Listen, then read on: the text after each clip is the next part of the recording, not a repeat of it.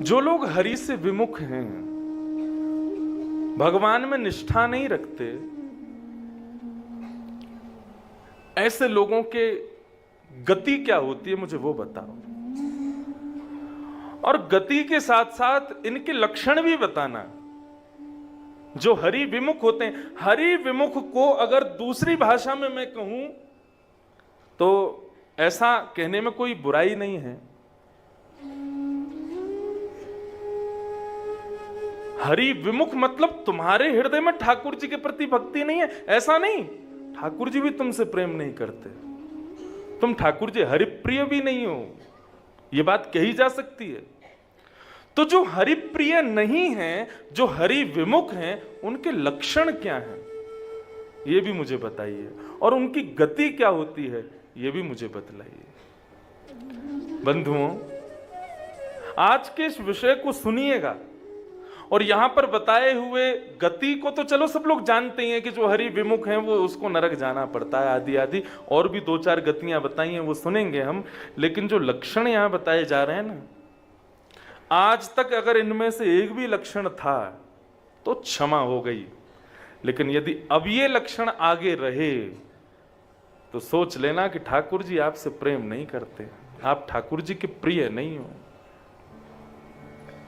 इसलिए इस विषय को बहुत ध्यान से सुनना। और इसका उत्तर दे रहे हैं चमस योगेश्वर, और वे कहते हैं, राजन तुमने जो प्रश्न किया है, हरि विमुख लोगों की गति क्या है?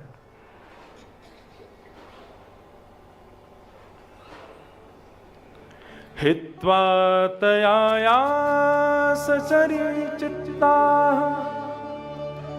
गृहापत्य सुहेक्ष्यः तमो विचिन्त्य वासुदेव परांगमुख। जो लोग भगवान से विमुख हैं उनकी गति क्या है? नरक।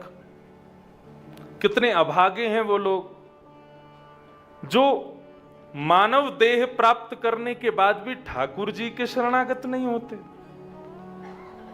शरीरम स्वरूपम तथा वा कलत्वम रतश्चारु रुचिरम धनम मेरु तुल्यम मनश्रेण लग्नम कृष्ण पादारविंदम ततः किम ततः किम ततः किम ततः किम।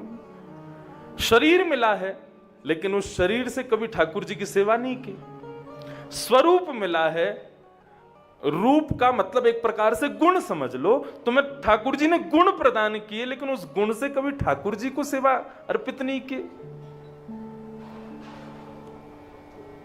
जब मैं छोटा था तो मेरी इच्छा रहती थी कि मैं बड़े होकर के गायक बनूंगा। ठाकुर जी कृपा से थोड़ा बहुत ठीक ठाक सुरीला गला है तो मैं इससे एक गायक बन जाऊंगा।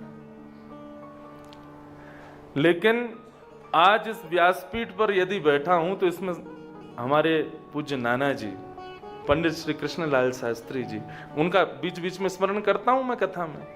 वो क्या बोले, लाला गा के कितने ने रिझावेगो, ज्यादा से ज्यादा 1,00,000 2 लाख लोग रिझ जाएंगे, लेकिन कल को तोते बढ़िया गावे वारो आगो, फिर कहां जाएगो। और ये तो नियम है, कोई अच्छा आता है तो पुराने को जाना पड़ता है। लेकिन उनकी एक बात बड़ी भाई, वो बोले अपने गुण से संसारियों को मत रिझाओ, अपने गुण से श्री राधा रमण को रिझाओ। यदि वे रीझ गए तो संसारी अपने आप रीझ जाएंगे। संसारियों को क्या रिझाना। तो पे यदि गावे को गुण है, तो पे स्वर यदि है तो वह स्वर से ठाकुर जी को प्रसन्न करो। अष्ट सखाओं के जो 8 सखा हैं ठाकुर जी के, वहां पर ऐसा भाव प्रस्तुत करते हैं श्रीमद् वल्लभाचार्य जी महाराज के, ठाकुर जी की प्राप्ति में जप तप नियम आसन ये सब बहुत जरूरी है, लेकिन उनमें एक बहुत विशेष एक और गुण है, क्या? स्वर। व्यक्ति जप से तप से आदि आदि श्रेणियों से ठाकुर जी को बहुत जल्दी प्रसन्न कर सकता है, लेकिन यदि उसके पास स्वर गुण है तो वो स्वर गुण से और तीव्रता से प्रसन्न कर सकता है। विराज भाव से श्रवण करो। स्वर से ठाकुर जी शीघ्र प्रसन्न होते हैं। यदि स्वर अच्छा है तो उससे ठाकुर जी को रिझाओ।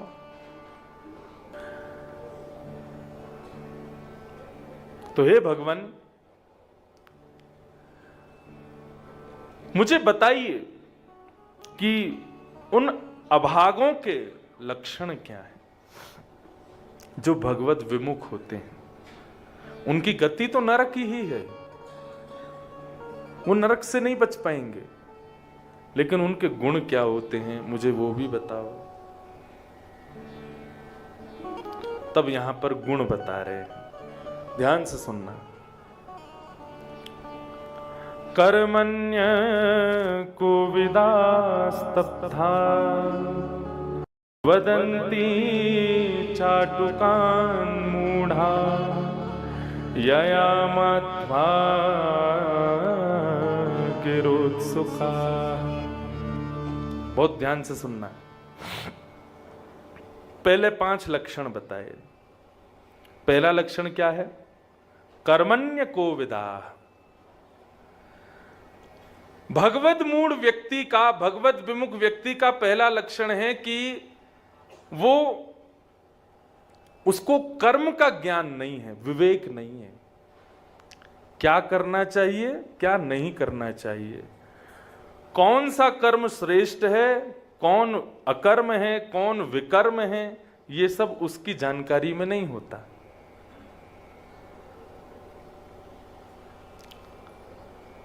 पधारे जय हो।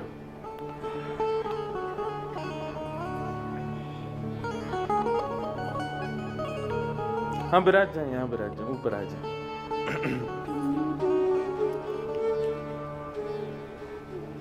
कर्मण्य को विदा। सब लोग इधर देखो, इधर देखो, इधर देखो, मेरुदंड सीधा करके बैठो, बिल्कुल ध्यान से श्रवण करो। भगवत विमुख व्यक्ति का पहला लक्षण क्या है? वो कर्म के प्रति ज्ञान नहीं रखता। मुझे क्या करना चाहिए, क्या नहीं करना चाहिए। 2 बातें हैं। एक तो कहते हैं भोलापन, भोलापन वाली बात नहीं हो रही यहां पे। जैसे कि कल भोंदू की कथा अधूरी रह गई थी, बापू आ गए थे, भोंदू बेचारा वो रोटी अपनी ठाकुर जी को खवा दी। वो पूरी कथा है, अब उसमें बाद में जाऊंगा। लेकिन एक होता है बिल्कुल सरल स्वभाव, सरल भाव में, सहज भाव में आपसे जो होता है वो प्रेम भाव है, उसको ठाकुर जी स्वीकार कर लेते हैं। उसको ठाकुर जी फिर दोष नहीं मानते। दोष का मतलब क्या है? आप जानते हो, आपने कथा में कहीं पर सुन लिया कि ये नहीं करना चाहिए, माता पिता कहते हैं, गुरुजन कहते हैं कि ये कार्य करने योग्य नहीं है, इसको त्याग दो, लेकिन फिर भी इतनी जगह से सुनने के बाद भी, इतने गुरुजनों की आज्ञा के बाद भी उस क्रिया को जबरदस्ती करते हैं। ये भगवत विमुख व्यक्ति का पहला लक्षण है। अदबद के करते हैं, जिद में करते हैं, क्योंकि दूसरा लक्षण यही है। क्या? स्तब्धा। स्तब्धा मतलब जिद्दी होते हैं भगवत विमुख व्यक्ति। पहला लक्षण क्या है? कर्म ज्ञान नहीं होता। दूसरा लक्षण भगवत विमुख का है, वो जिद्दी होते हैं, अपनी बात मनवाने के लिए कुछ भी कर सकते हैं।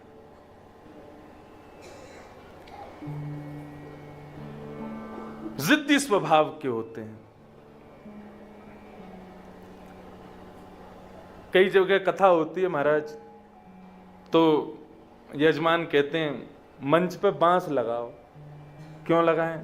बोले हमने महात्मा में सुना है कि वो धुंधुकारी जो था बांस में आकर के बैठा था, 7 दिन सुन के बांस की एक एक ग्रंथि फटी थी, तभी जो है उसको मुक्ति मिली थी, और वो ऐसे ही होना चाहिए, तो आप भी लगवाओ। हम कहेंगे अरे भाई ठीक है, धुंधुकारी के समय की वो बांस लगाया नहीं था, कथा में ही पंडाल में बांस था तो उसी में आके बैठ गया था, क्योंकि भागवत के महात्म्य वर्णन है कि कथा का वेग इतना था कि वो धुंधुकारी की आत्मा टिक नहीं पा रही थी, कथा में रुक नहीं पा रही थी, तब वो बांस में जाके बैठा।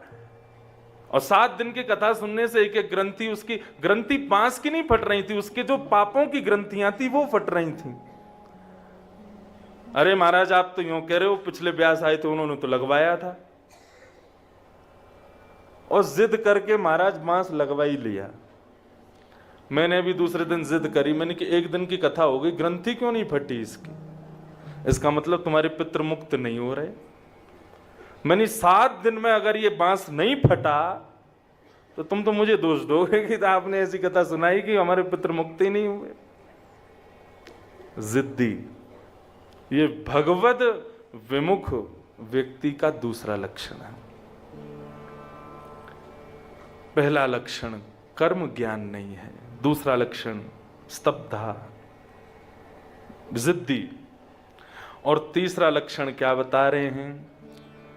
मूर्खा पंडित मानिना। होते तो मूर्ख हैं लेकिन दिखाते ऐसा है कि बहुत विद्वान है, बहुत अपने आप को पंडित दिखाते हैं, ज्ञानी बताते हैं, हम बहुत जानते हैं।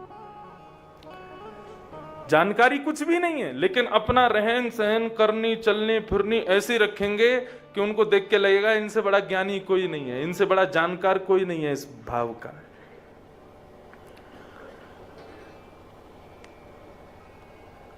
इस प्रकार ये तीसरा लक्षण है भगवत विमुख व्यक्ति का। चौथा लक्षण क्या है?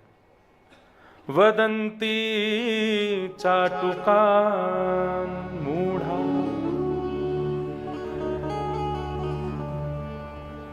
चापलूसी करते हैं भगवत विमुख व्यक्ति।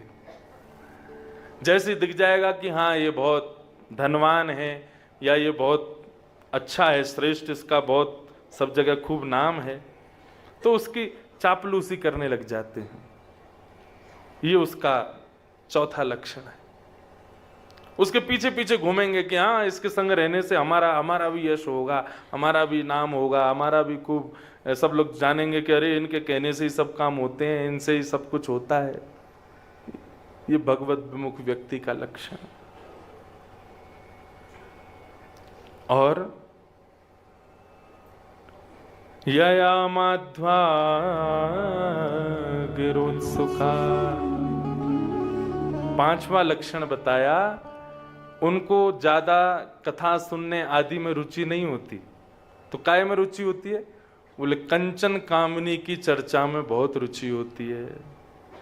जहां पर ये चर्चा चल रही हो पैसा कैसे कमाया जाए, कहां से पैसा आ जाएगा, मेहनत नहीं करनी पड़े, और कामनी तो आप सब समझ ही गए हो, इस तरीके की चर्चाओं में जिनकी बहुत रुचि होती है, ये भगवत विमुख व्यक्ति का पांचवा लक्षण है। मैंने एक बात शुरुआत में ही कही कि ये भगवत विमुख व्यक्तियों के लक्षण हैं, और तो और ये उनके भी लक्षण हैं जिनको हरि प्रिय नहीं समझते, जिनसे ठाकुर जी प्रेम नहीं करते।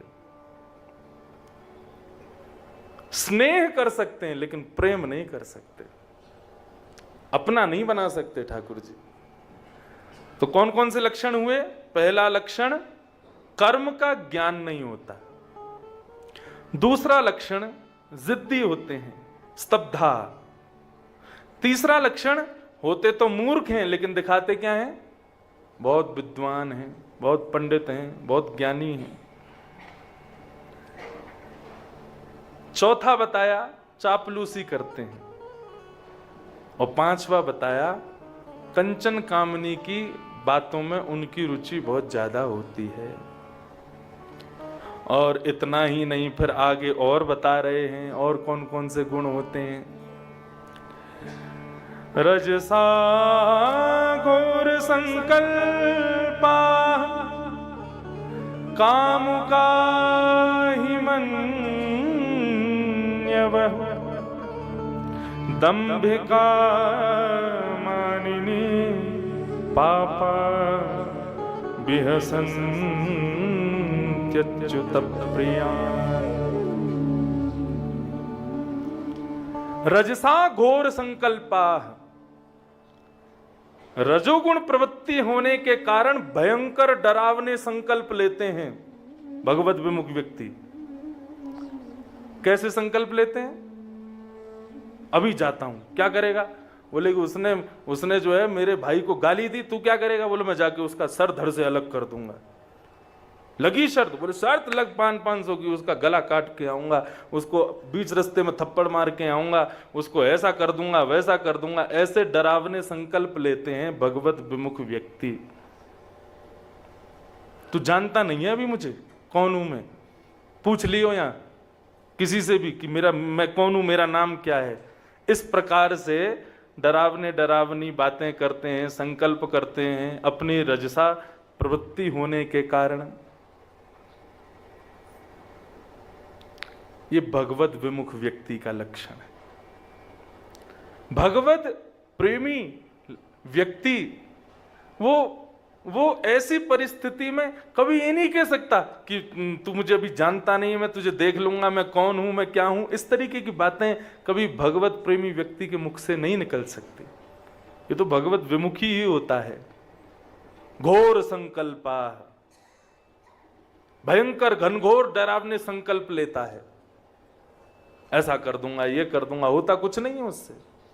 एक व्यक्ति बैठे थे 4-5 लोग, तो एक कह रहा, बोले मैंने जो है एक आदमी को इतना मारा, वो बोला एक मैंने इसको इतना मारा। एक दूसरे की सुन करके कह रहे थे जिसने ज्यादा लोगों को मारा होगा वो ज्यादा श्रेष्ठ। एक बोला वो तुमने तो केवल मारा, मैंने तो इतने लोगों को जान से खत्म कर दिया। कितने? बोले 15-16। बोले 15-16 लोगों को जान से मार दिया? बोले हाँ बिल्कुल खत्म। बोले तू अभी तक फिर जिंदा क्यों, तू अभी तक जेल क्यों नहीं गया?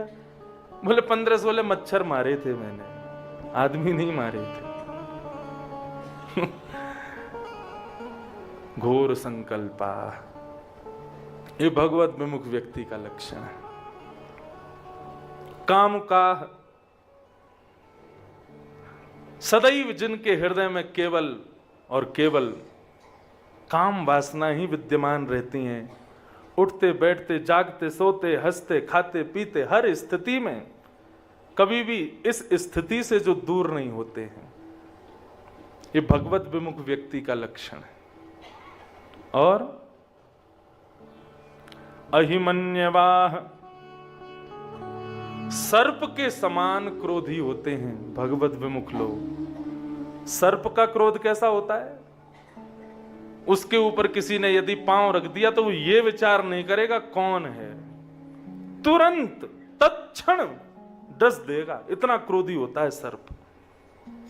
ऐसे ही भगवत विमुख व्यक्ति उस सर्प के समान क्रोधी होते हैं। इतना भयंकर क्रोध उनके भीतर व्याप्त रहता है। किसी व्यक्ति के 4 बालक थे, दूसरे व्यक्ति ने चारों बालकों को देख के कहा, अरे भाई कितने प्यारे हैं, ये चारों तुम्हारे बच्चे हैं। तो क्रोध में बोलता है, 5 होते तो तू क्या कर लेता? हाँ है मेरे चारों। सदैव क्रोध की अग्नि में जलने वाला व्यक्ति वो भगवत विमुख व्यक्ति है, भगवत प्रेमी नहीं हो सकता। अहिमन्यवा और दंभिका मानिनः, भगवत विमुख व्यक्ति का अभी तक कितने गुण हो गए? नहीं, 7 गुण हो गए, है ना? ध्यान से सुना करो। सर्प के समान क्रोधी होता है। 8वां लक्षण बता रहे हैं, दंभिका मानिनः, दंभ करके जो दूसरों के हृदय में एक प्रतिष्ठा पा लेता है। समझ रहे हैं?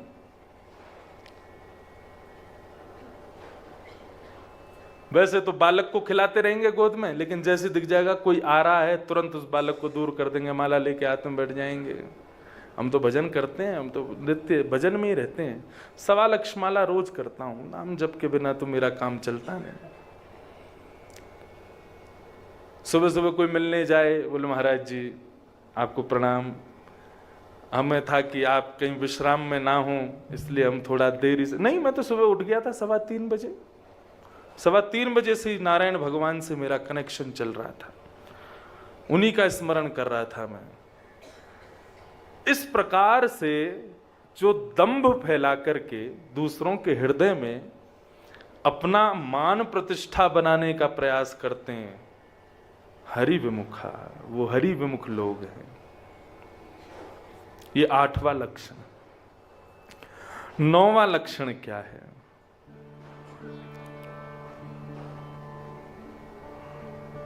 दंभिका मानिनः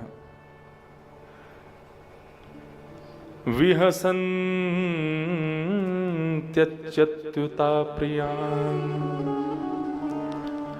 अच्युत के जो प्रिय हैं, भगवान के जो अति प्रिय हैं, ऐसे भगवत प्रियों का जो मजाक उड़ाते हैं, ये भगवत विमुख लोगों का 9वां लक्षण।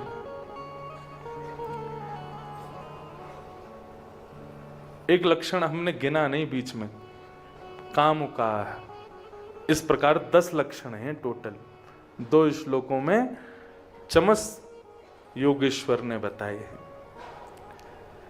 इन 10 लक्षणों को बताते हुए कहते हैं कि जो इन 10 लक्षणों से युक्त है, या तो वो भगवत विमुख है, या फिर वो भगवत सन्निधि में रहने के बाद भी भगवत प्रिय नहीं है। वो भगवत सन्निधि में भी क्यों रह रहा है? दंभ की वजह से रह रहा है, अपनी किसी कामना की पूर्ति के लिए जा रहा है। वो भगवत प्रेमी नहीं हो सकता। इसलिए भूल करके भी यदि इन 10 में से कोई लक्षण यदि आ गया हो, तो बद्रीनाथ में उसकी तिलांजलि दे करके जानी है।